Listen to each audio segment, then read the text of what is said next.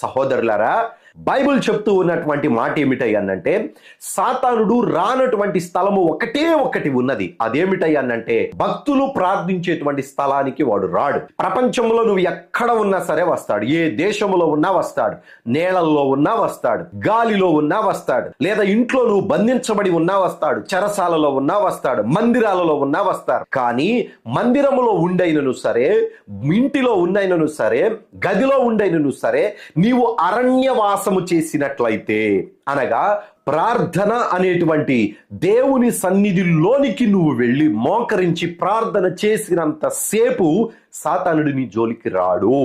నిజముగా మొరపెట్టేటువంటి వారి యొక్క మొరను దేవుడు ఆలకిస్తూ ఉన్నప్పుడు దేవుని యొక్క సన్నిధి ఆ వ్యక్తితో పాటు ఉంటది గనుక సాతానుగాడు దేవుని సన్నిధిలోనికి రావడానికి అవకాశము లేకుండా ప్రార్థించేటువంటి వాని యొక్క ప్రార్థన స్తుతి